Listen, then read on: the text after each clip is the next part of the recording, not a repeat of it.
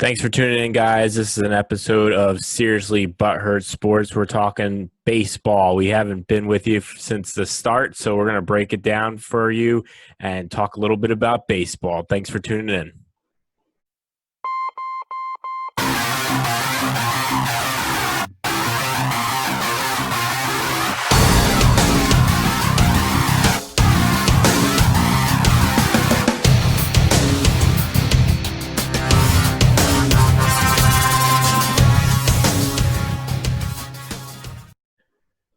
All right, guys. Thanks for tuning in. Seriously Butthurt Sports. I got myself, Nick Litch, and my boy Frankie Segura.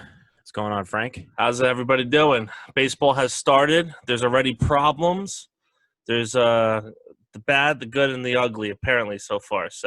Well, I think there's only just a wee bit problem, I think, in the state of the league. But I think your Mets are. I think you're referring to your Mets as the good, the bad, and the ugly. Well, when I say the ugly, I meant the Mets. Oh, okay. All right. The good all was right. baseball. So what's your take on the Mets so far in this season? So I don't. Just to recap what I said last time, which is, I said the Mets have a lot of ifs to fix, and if all these ifs went right, they're gonna play good. And to sum up the Mets season so far is the ifs have not been good. Yeah, and the biggest if just right now, we are recording on Sunday, August 2nd. You want to break some news there? Sure. So just reported today's Sunday game right before, Yoenis Cespedes has not shown up to the ballpark and has not reported or has been in contact with the team. So he is technically MIA. How do you feel about that? Concerned in two ways. One is obviously, I want him to be safe. I don't want him endangered somewhere or possibly hurt. That's you don't want him on the side of the road somewhere. What, yeah, you got I don't want off? to find out that he's in a ditch somewhere because he owes somebody some, drug money or something. Who knows? Oh my god. Two is if he's not sick or injured, and there really is no excuse, and it's just one of his, he feels like it kind of day. Things going on. Exactly. Then I think the Mets need to look to trade him. Wow. One is he's on his last year of his contract. He's looking to make an impression, and if that's what you're doing, you're not making an impression. So far, what you have looked at when you were these past couple games, all you do is you're either a home run or a strikeout kind of guy. So what does he have? 2 home runs so far?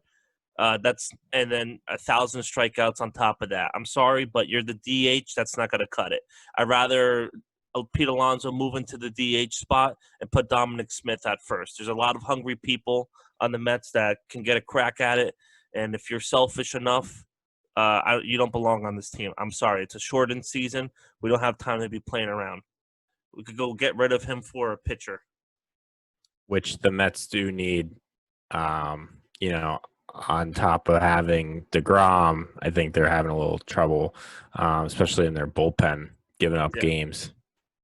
So that's one of the ifs that I talked about that that they needed to have working, and I guess that's a good segue. We can go into just kind of our thoughts on the game so far, and I'll take over the Mets kind of right now.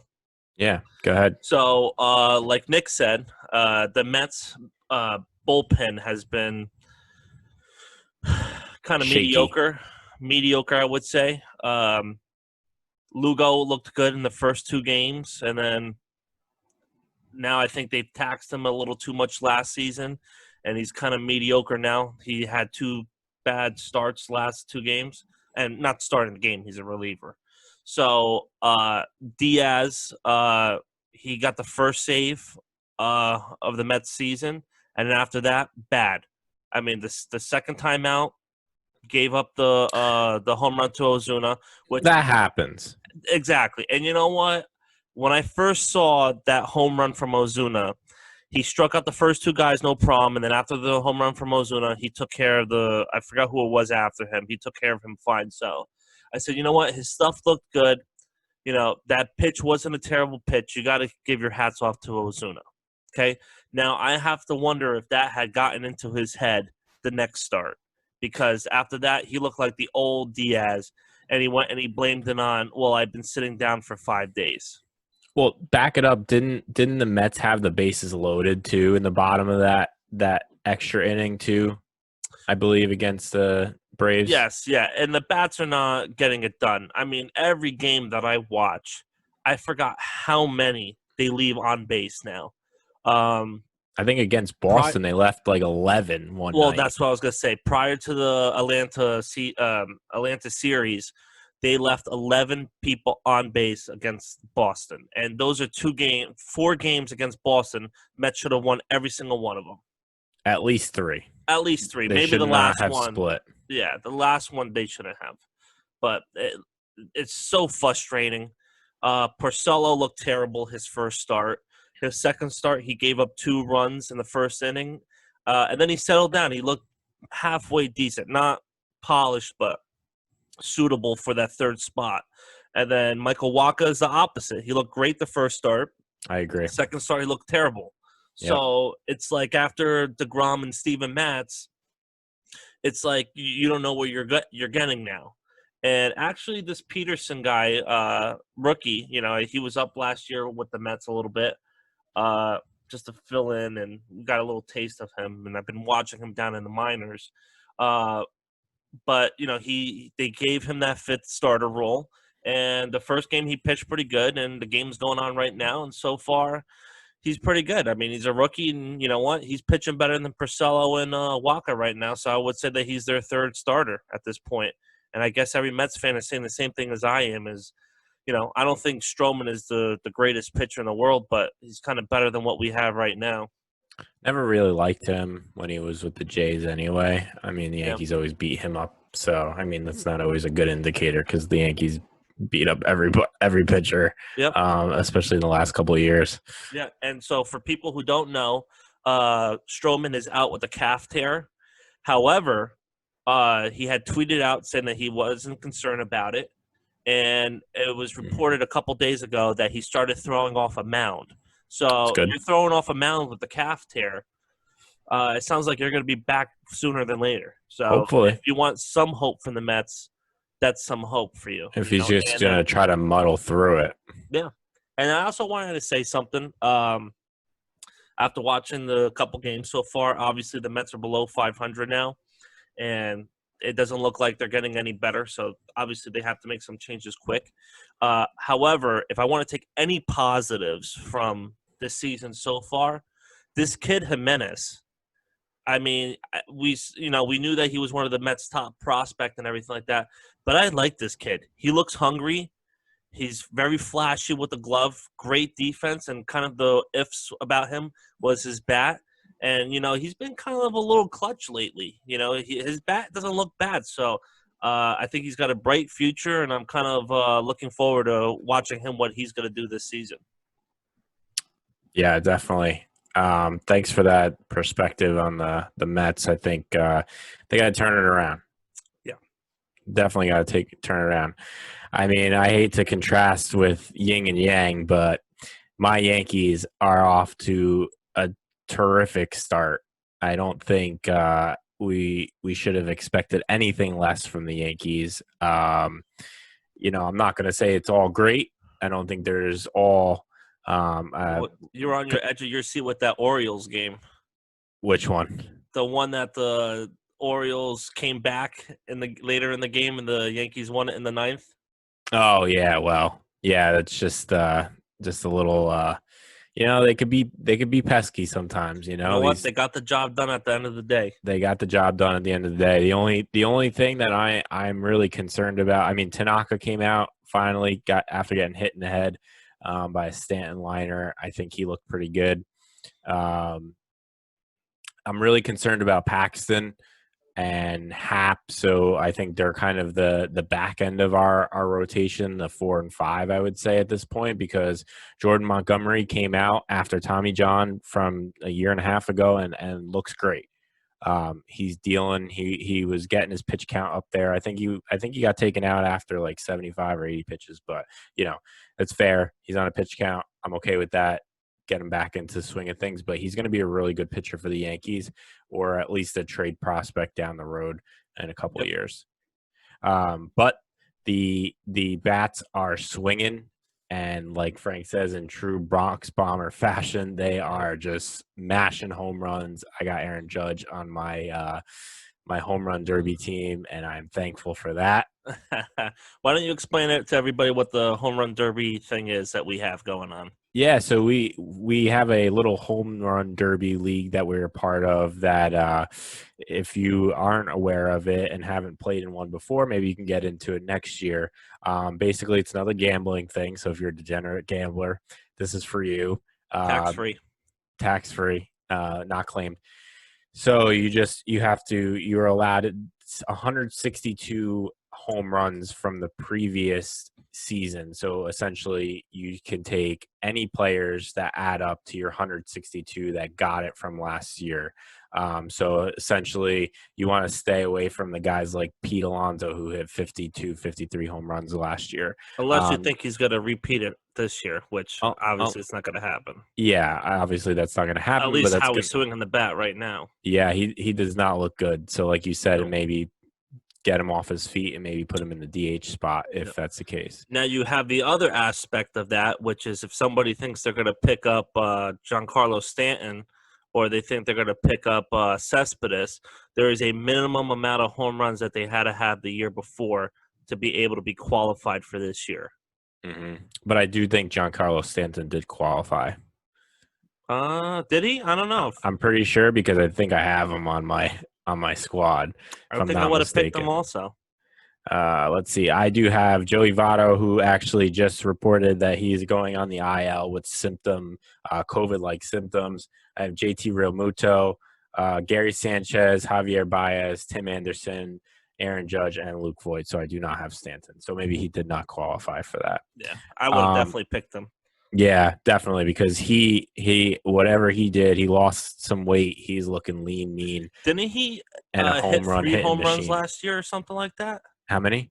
I thought it was 3 home runs he hit last year. Maybe he didn't play at all last year, Yeah, so yeah, it wasn't a lot. So you're very right that he probably didn't qualify. yeah. One who So did qualify by barely was Judge.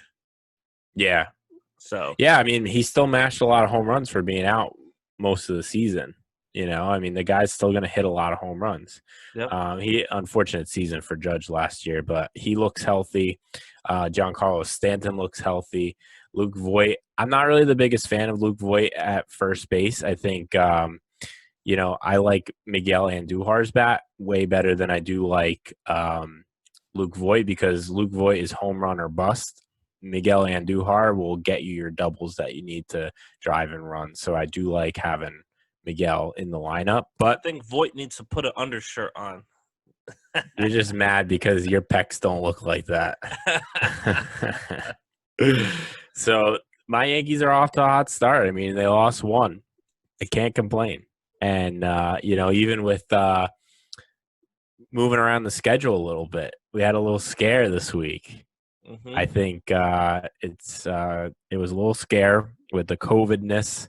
We'll call it that, the COVIDness, because the MLB does not want to play in a bitch bubble. I'm gonna copyright that. I think just like Well, plus you want. I mean, the season's gonna last. What is it? 3 months now with 60 games. So yeah, you're and telling these expanded people, playoffs now yeah, and you're telling these people that they got to live in a bubble for 3 months. They from their can't. families. Yeah, they can't go out. I'm sorry. Life has to go on. Like I've been saying this whole entire time. You're gonna say to somebody. I don't care what you say. No amount of money is worth me being away from my family for that long. Right, and that's the case. I think you'd see a lot more players opt out. I agree, and uh, with the Miami Marlins, for example, they have the players that have not been affected, but were in contact with the team. They're staying in the hotels, and Mm-hmm. they have their mattresses up against the wall, throwing pitches at it to try to stay in shape. And just think about obviously you're not in the hotel the whole entire time, but just think about that. You're kind of living in that kind of lifestyle for 3 months. I don't think anybody will go and agree to that. No, and I'm surprised because I think with NHL and the NBA, they've been in the bubble pre-start of their season, which hockey actually just started yesterday, which is pretty exciting. Haven't gotten to watch any, but Rangers won their first game, which Rangers lost sucks. their first game. No, they did win. Rangers? I think They lost so. against the Hurricane. They did. Fake news. You're fake I'm news. fake news. Okay. Well, regardless, hockey is back. I don't care because the Devils aren't in. So it doesn't really matter. But anyway, back to this COVIDness. I think it's a little ridiculous to start saying the season's over. The season's over. I just see it all over my social media. The season's over.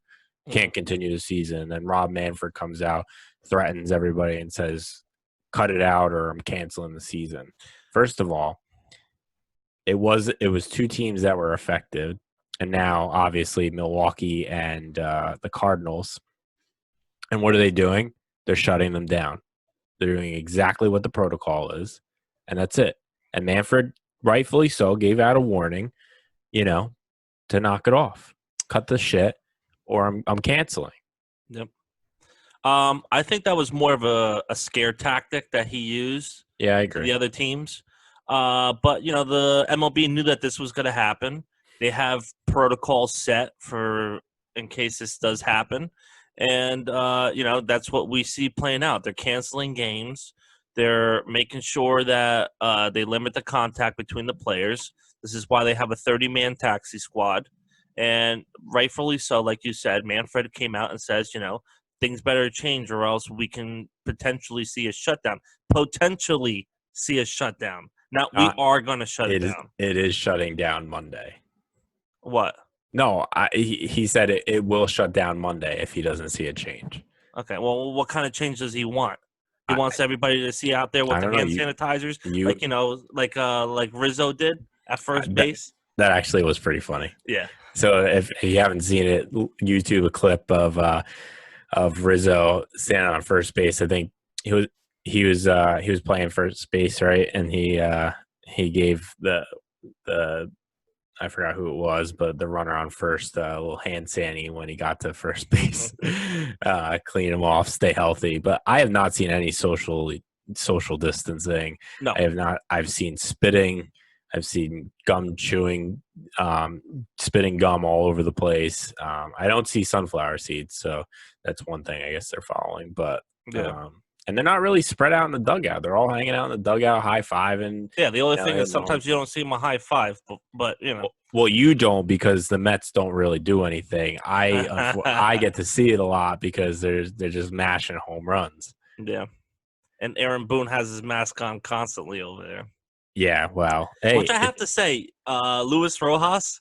Did anybody notice that he wears two masks? He wears the medical mask, really? And then he wears the Mets mask over it. How can he breathe through that thing? Maybe he's losing some oxygen up in the brain. That's why he keeps on changing the lineup every single day. Well, hey, listen. I mean, Joe Girardi always. First of all, you can't really blame the manager for the lineups anymore. You know that as well as I do. Well, that's my decided. problem. That's decided by Brodie Van Wagenen in the front office and that's analytics. My problem so far, and that's one of my biggest gripes is that this game is driven so much by analytics, and basically they say that analytics is the reason what makes the starting lineup. So, I mean, not to go down a rabbit hole, but about with the Mets, but how do you feel about Brodie Van Wagenen? Do you think he's got to go? He was all talk and not a lot of action. Yeah, I mean, he hasn't really done anything. What has he done? He's given us Cano and Diaz.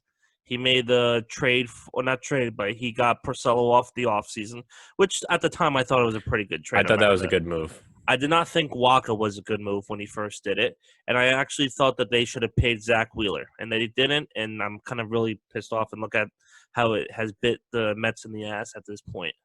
And Zach Wheeler pitched pretty well the game that I saw him pitch against the Yankees. So hopefully we get a new owner of the team, and then hopefully they change it up first, starting with Brodie Van Wagenen. Yeah, I do think I'm not quite sure who would replace him. I'm not really into the analytics of the managers, and I just know Brian Cashman is I always think gets the Omar job done. Minaya is a good trade. Oh boy. I'd rather him be back in the behind the helm over there.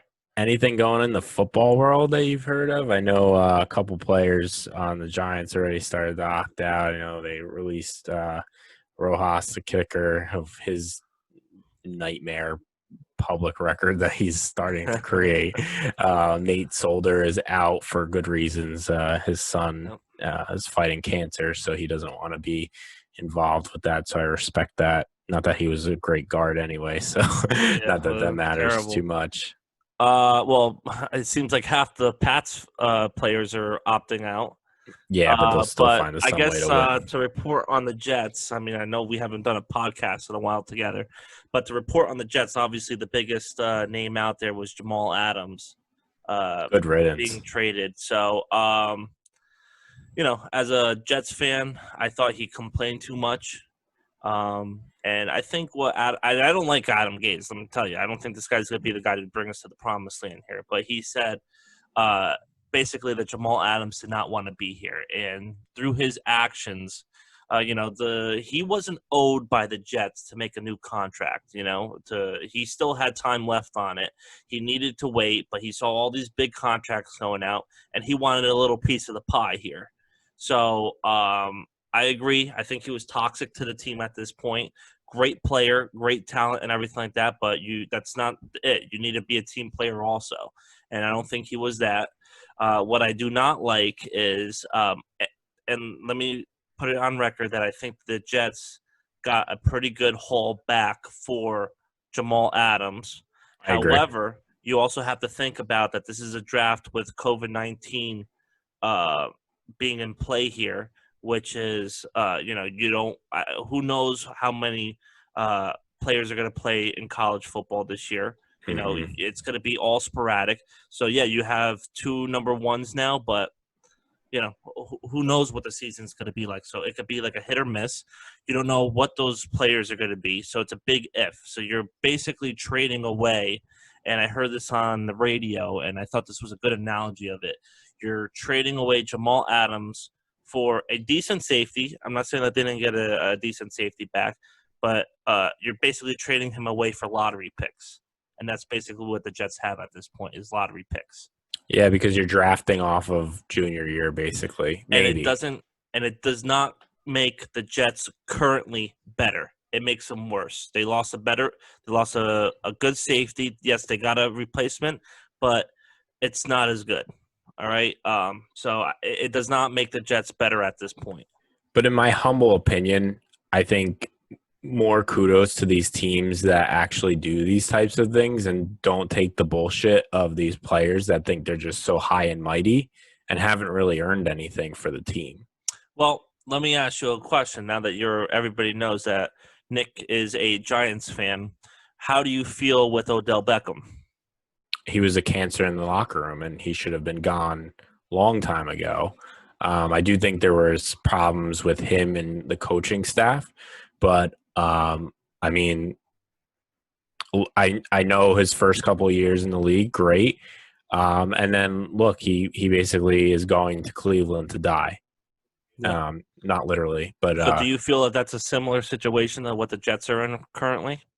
I mean, yeah, because well, the Jets are better off because they didn't pay him all this money. So they didn't take the cap Correct. again. They didn't take the hit against the cap space. So they were smart in the sense that they got rid of him before they paid him. Unlike the Giants, who paid Odell Beckham Jr. all this money to only get rid of him the next year. Yeah, I agree.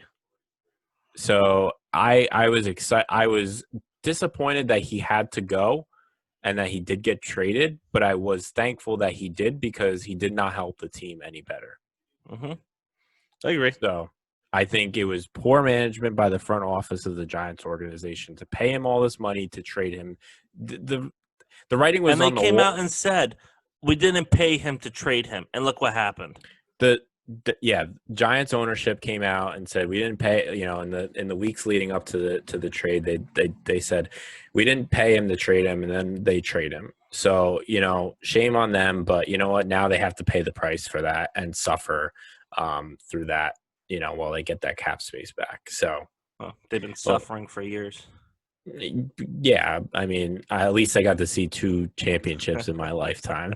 So, I mean, I've been suffering for a lifetime. you have been suffering on all ends from a lifetime. Except, I mean, you're a Devils fan, so at least you got to see some. I mean, we were kids the last time, but I'm suffering now. well, you went to a playoff game once, right? How'd that fare? It was awesome. It was And you went it was to against it was the last playoff game, which was Devils against Tampa Bay Lightning, and it was awesome. and you went to did you go to Mets World Series game? So 15? that was the first ever Mets playoff I've ever been to, and that technically was the first playoff game ever played at Citi Field. Oh, And I okay. You went to went to that the game. playoff game. Matt Harvey was pitching that day, Darn. and that was the game right after Chase Utley broke Tejada's leg. Mm-hmm. So we were screaming, "F you, Utley! Get the hell off the field! You suck!" And then the Mets creamed them that day. So it was great. I mean, both games. I mean, anytime you're in that kind of atmosphere, I think the atmosphere kind of plays into your experience when you're watching the game.